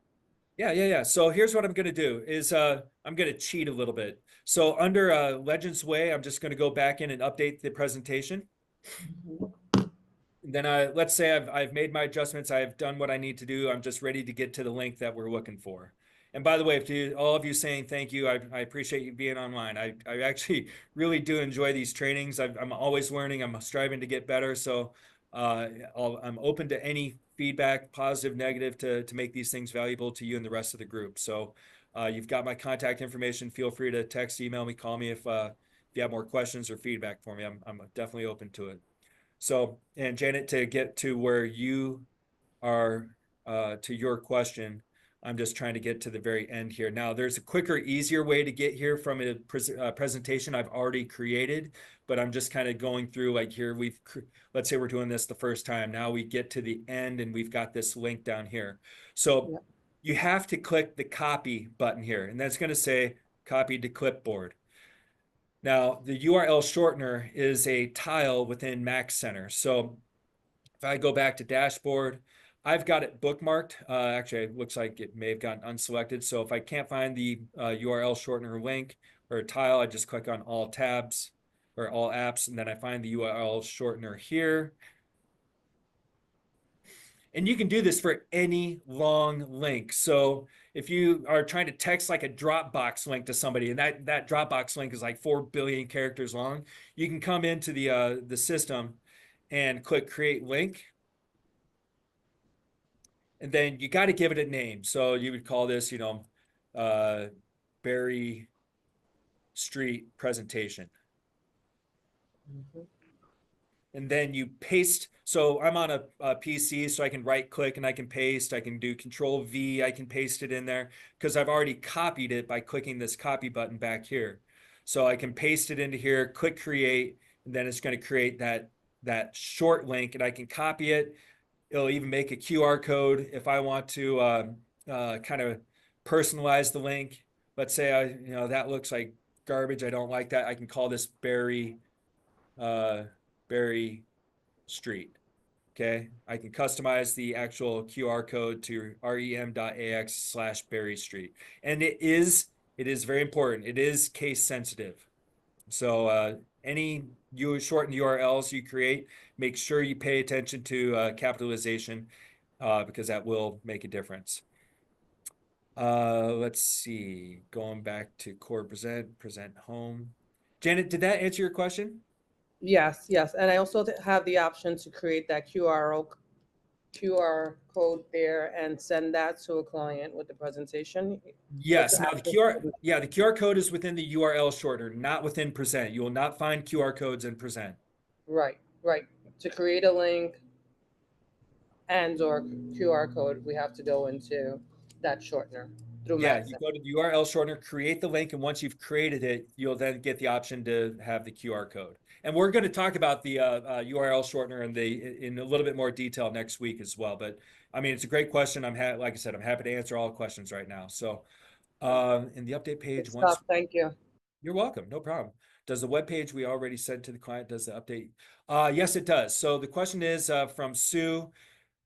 Let's see if I come down here and the web link for, let's say, this Boulder Canyon property, the web link is assigned to that presentation. So if you go in and update that presentation 4,000 times, the actual URL for it will be saved as well. So now this, Sue, you're segueing into the what I was going to show Janet and anybody else still on. So if they wanted to just go in and create that shortened link, you can go to your list of presentations, click on web. It's going to open up the URL.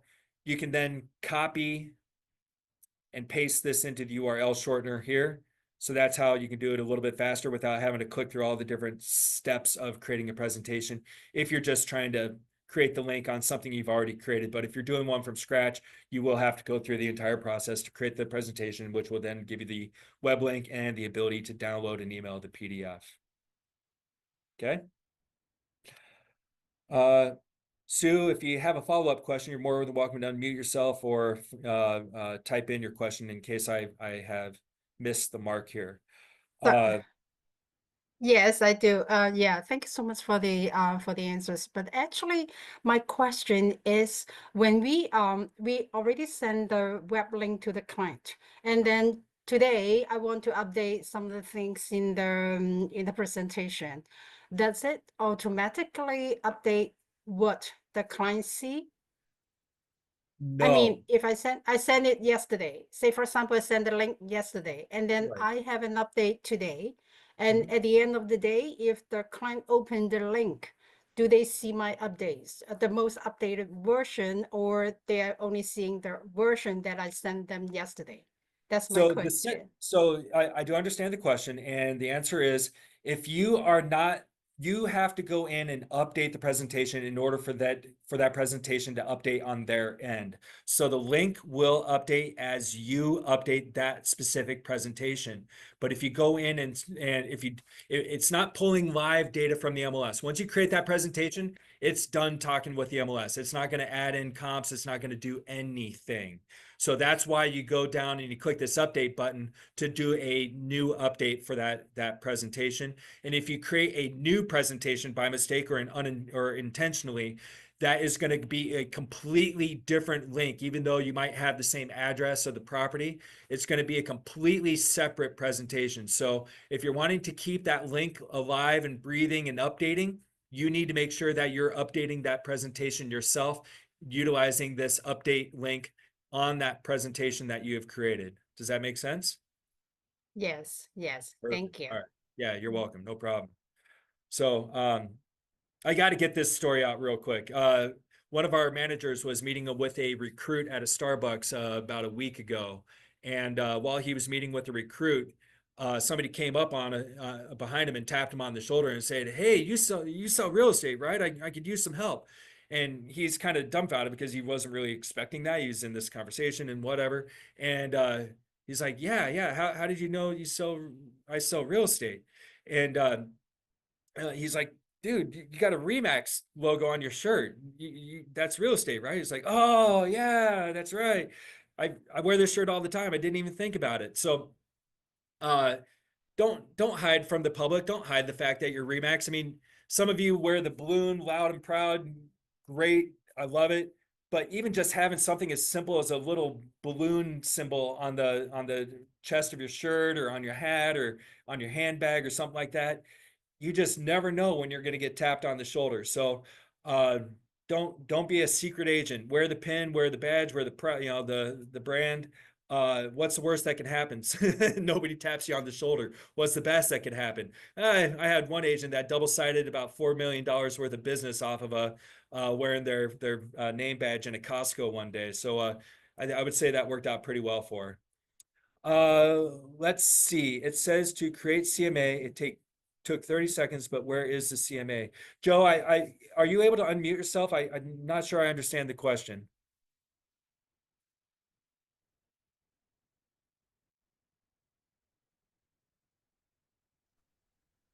Hi, sorry, Tyler. Okay. So while I was waiting for the story, I went over to Max Tech or, to do this, just to do like what you suggest, which I think is a great idea, like do your own home or whatever to get familiar with this. So it says, so I went to marketing, I went to CMA Builder, get started. I put in a property, it says build CMA.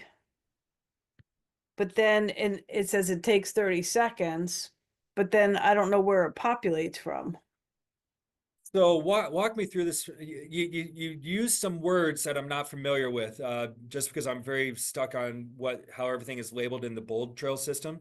So you can still see my screen, correct?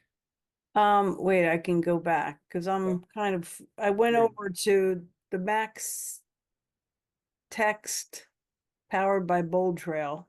Okay. All right. So you got to the point where you could see the marketing button on the left-hand side and you clicked on that. Is that correct? Right, Okay. right. And then you went down to present and then you clicked get started. No, I didn't get present. I got like CMA. I'd have to, let me see, what did I get? Let me go Yeah, back. see, and that's where you threw me off, Okay. because there's nothing in here that says CMA. So I So, don't, well, now I without get, it seeing your says screen, I'm marketing kind tools. of clueless here. Oh, I see. So marketing tools and features. I got listing machine, Okay, yeah. listing machine, legacy, social, present. And then as I scroll down, there's design center, smart campaign, search alerts. As I scroll down, then it was CMA builder, but I should go to present then.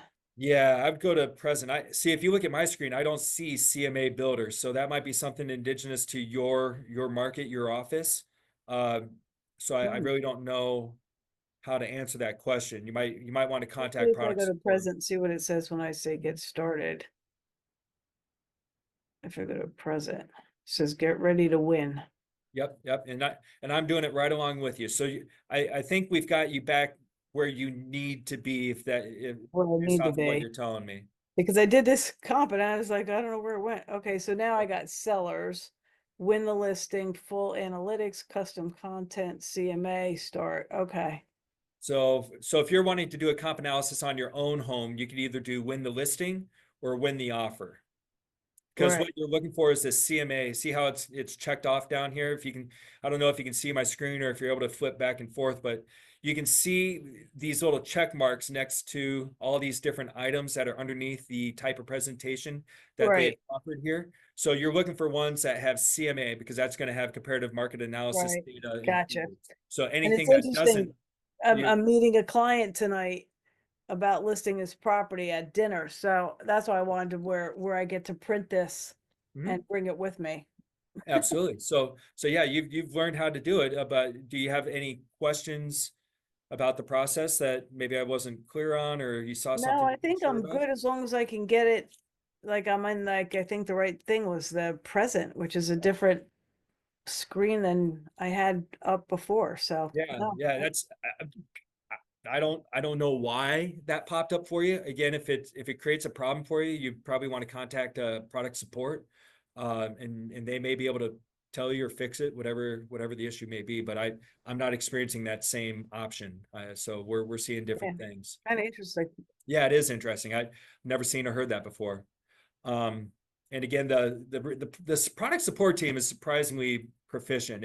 If you have questions or if there's a problem, I've rarely had an instance with them where they have not been helpful and tried to figure out help me figure it out. So again, I'm posting it just at the bottom of the chat. So if you didn't already have it or write it down, take note of it. Again, they're the fix-it people. I'm happy to be a training person, and I'm happy to help you. Just if you're like, is this me or is it the system? I'm happy to tell you, talk with you, go through Zoom and say, yeah, it's you, or yeah, the system is not working. So I'm happy to help you sniff out what's going on and steer you in the right direction if that's what It is kind of interesting.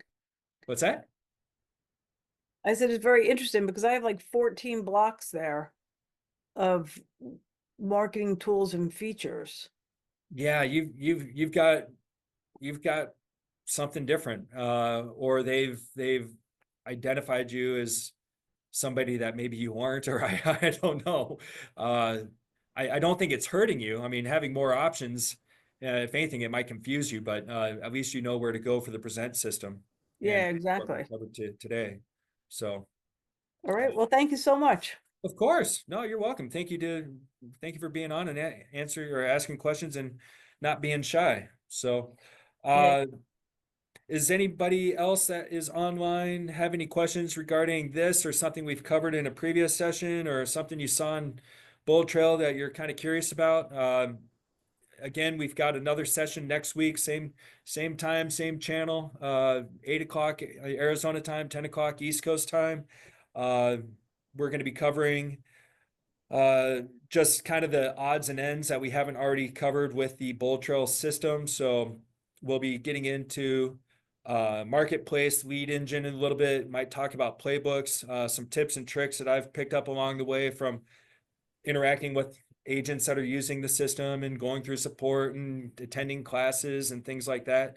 So I will be the first to admit I'm not 100% proficient on every single thing in Bold Trail. I don't know if anybody is, but I'll certainly do my best to provide value and fill the hour and answer questions. And so if you have other questions you come up with, you can. I do, Tyler. I have a quick question, Yeah, if I may.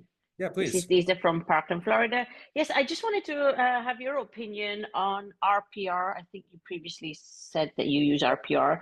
So how do you compare this to RPR as far as CMAs and presentations? So I like the data that RPR pulls. They put a ton of money and effort into building the RPR system.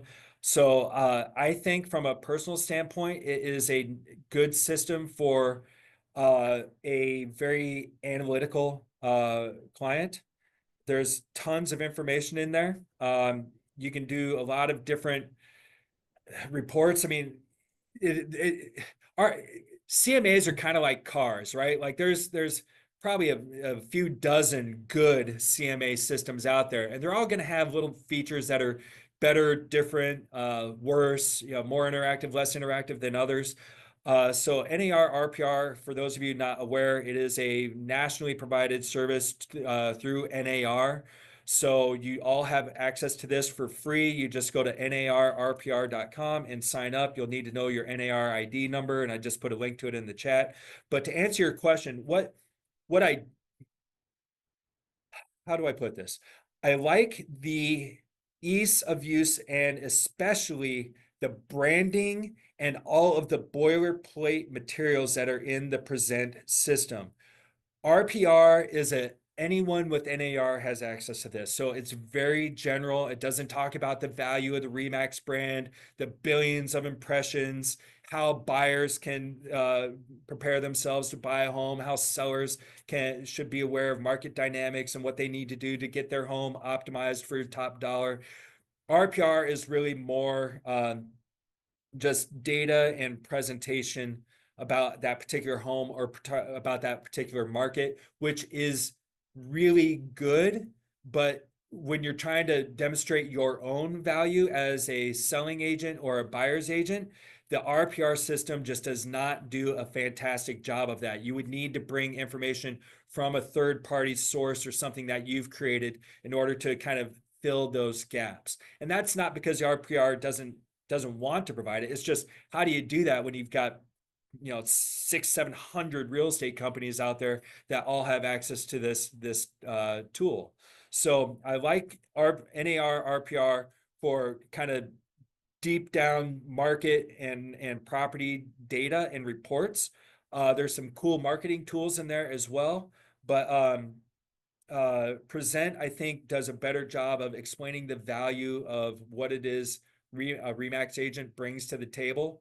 And that's demonstrated in all of the boilerplate materials and marketing that has been created and massaged into the system for you to select if you choose to do so and generate a better value presentation. I mean, we are scrapping, we're fighting, we're clawing for our commissions now, especially on the buyer side.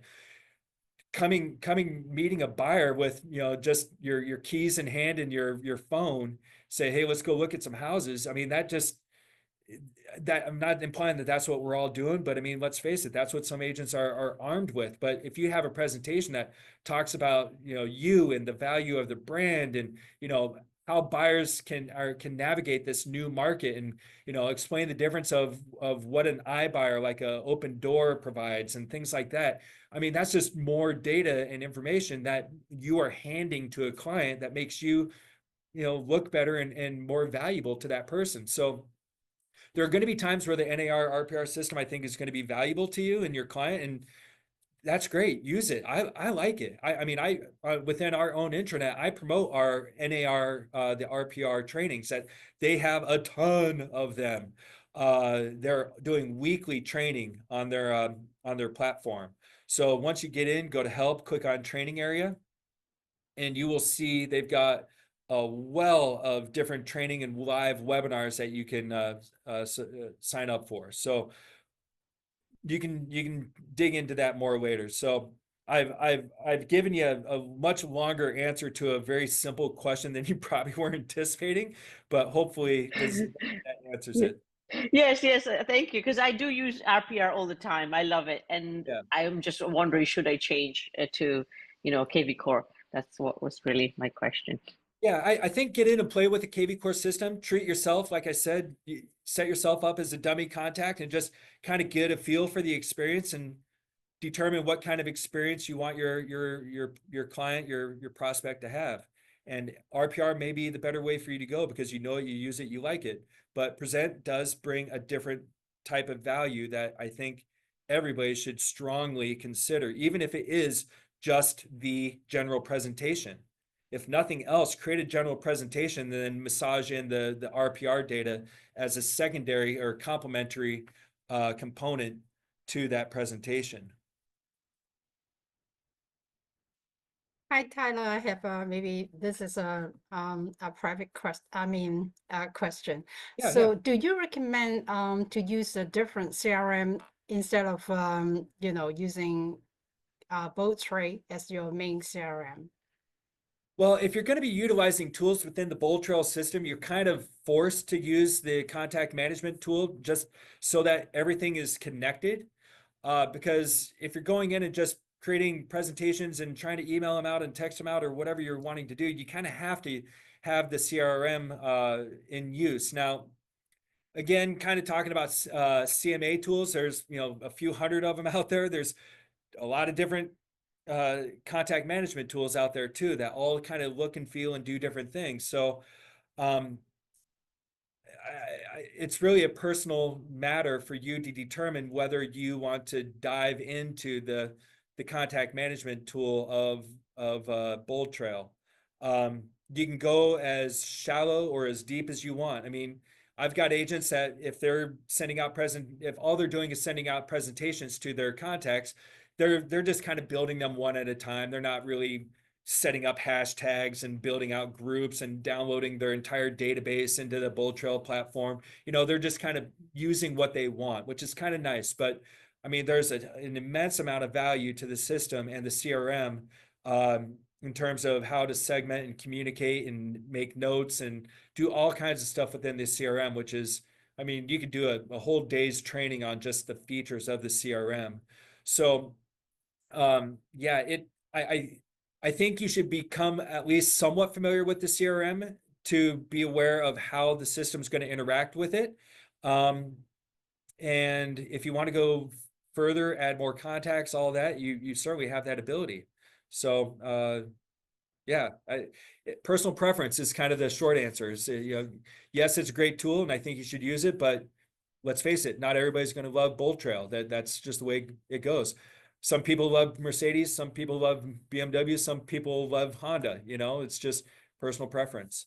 They're all cars. They all kind of do the same thing. Some do a little bit better job than others, though. So Candace, you're very welcome. Thanks for tuning in. Appreciate the note. Thank you. You're welcome. Does that answer your question? It's probably not the one you wanted, but it's the one I got. Yes, it does. It okay. does. Yeah. All right. Thank you. You're welcome. Any other questions? I'm happy to hang on for a few more minutes here. Again, we can talk about marketing, any other tools built into BoldTrail. We don't have to talk just about CMAs and CRM. So, okay. Well, we've jammed about 2 hours worth of content into about an hour and a half. Hopefully nobody's head is about ready to explode. If it is, I apologize. Just trying to make good use of everybody's time here. As I said before, and I'll do it one more time before we sign off, I'll put my information in the chat log. And I don't know if I gave myself a proper introduction, and I don't know if it's really necessary, but my name's Tyler Leon. I'm a general manager at Remax Excalibur here in Arizona. Been a licensed manager, trainer for about 24 years now.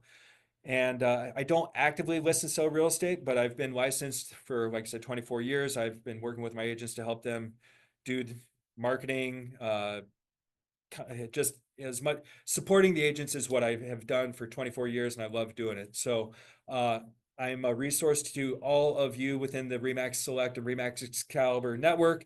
I just put my information in the chat log, so call, text, email, set up an appointment to talk with me, 15, 30 minutes, 60 minutes, whatever it is you need, whatever you want to talk about, I'll certainly do my best to help you. So take note of that, and I hope to hear from you. And if I don't, I hope to see you next Tuesday, 8 a.m. West Coast or Arizona time, 10 a.m. East Coast time. And I think we'll go ahead and call this a day unless there's anybody else that has any other questions. Thank you, Tyler.